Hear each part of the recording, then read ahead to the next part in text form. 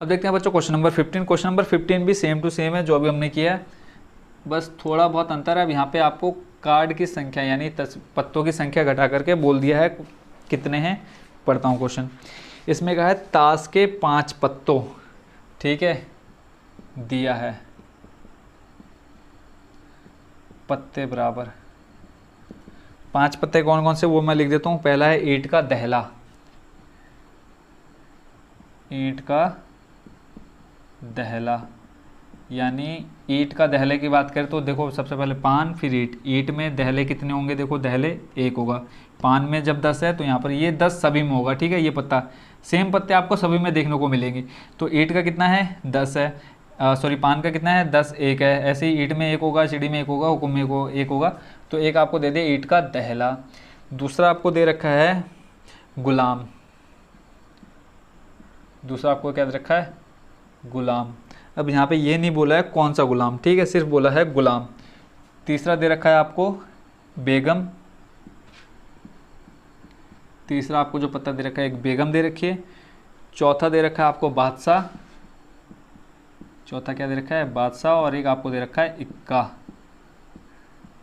ठीक है। ये आपको 5 पत्ते दे रखे हैं, 1 2 3 4 और 5। अब आप ये क्या बता सकते हैं कि कुल आपके पास कितने पत्ते हैं इस समय, 5 पत्ते हैं। तो यहाँ पर हम लिख लेंगे कुल पत्ते, कुल पत्ते बराबर कितने 5, यानी आपके जो कुल संभावित परिणाम निकल के आएंगे वो कितने हैं 5 है। अब क्वेश्चन में आपसे जो क्वेश्चन पूछा है वो देखते हैं। इसमें बोला है इसकी क्या प्रायिकता है कि यह पत्ता एक बेगम है। क्या बोला है, जो हमने पहला पत्ता निकाला वो बेगम पत्ता निकलेगा, इसकी क्या प्रायिकता है। तो अब आपने हाथ डाला, ताश के पत्तों को उठाया तो पहला पत्ता देखा आपने क्या है बेगम है या नहीं है, तो इसकी क्या प्रायिकता है, प्रायिकता बोलिए। तो अनुकूल परिणाम देख लो बेगम के कितने हैं, लिखेंगे एक बेगम होने के अनुकूल परिणाम, एक बेगम होने के अनुकूल परिणाम। अभी बेगम कितनी है आपके पास 1 है, ठीक है। तो बेगम होने की प्रायिकता क्या हो जाएगी, बेगम होने की प्रायिकता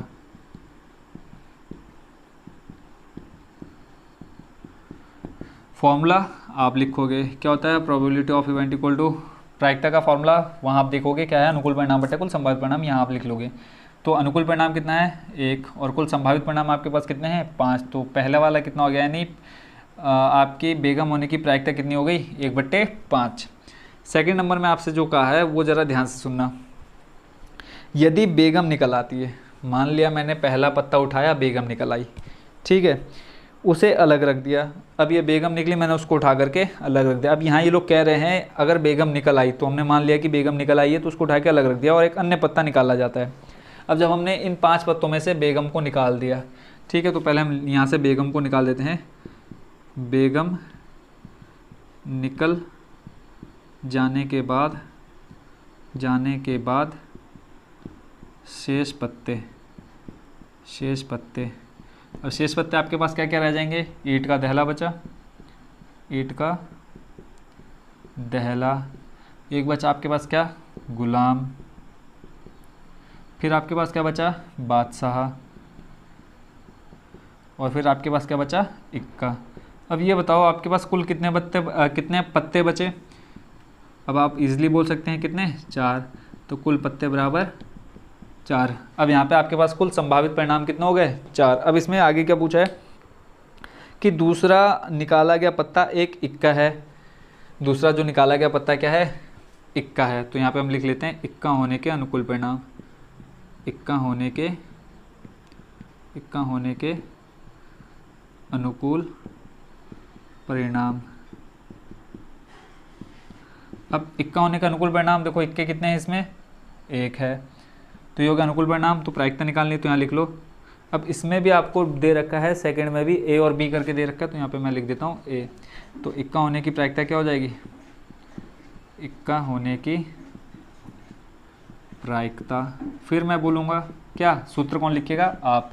तो यहाँ पे प्रोबेबिलिटी ऑफ इवेंट मैं लिख देता हूँ। अनुकूल परिणाम कितना दे रखा है 1, कुल संभावित परिणाम कितने हो जाएंगे आपके पास 4। तो इसका जो आंसर निकल के आएगा कितना आ गया 1/4, ठीक है।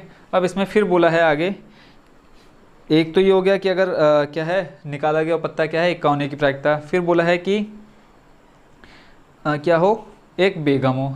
ठीक है, मान लिया कि इक्का नहीं निकला तो बेगम होने की प्रायिकता बताओ। तो इसको मैं यहाँ पे कर देता हूँ बेगम वाला। ठीक है, बी नंबर किसका, ये दूसरे का ए और ये दूसरे का बी। तो अब हम लिख लेते हैं बेगम होने के अनुकूल परिणाम। बेगम होने के, अब कई बच्चे सोच रहे होंगे यार इसमें कहीं बेगम तो दिख ही नहीं रहा, क्योंकि 4 पत्ते बचे थे, बेगम तो पहले निकाल चुके हैं। तो इसका प्रायिकता कहाँ से निकालेंगे, बेगम होने के अनुकूल परिणाम। फिर भी आप इसमें ये पूरा लिखोगे। अब अनुकूल परिणाम यहाँ कहीं आपको बेगम दिख रही है, बेगम तो हम पहले निकाल के उसको साइड में रख चुके हैं। तो ईंट का दहला गुलाम बादशाह इक्का तो बेगम है नहीं, तो अनुकूल परिणाम कितने हो गए, 0। प्रायिकता निकालनी है, तो यहाँ पे लिख लो बेगम होने की प्रायिकता।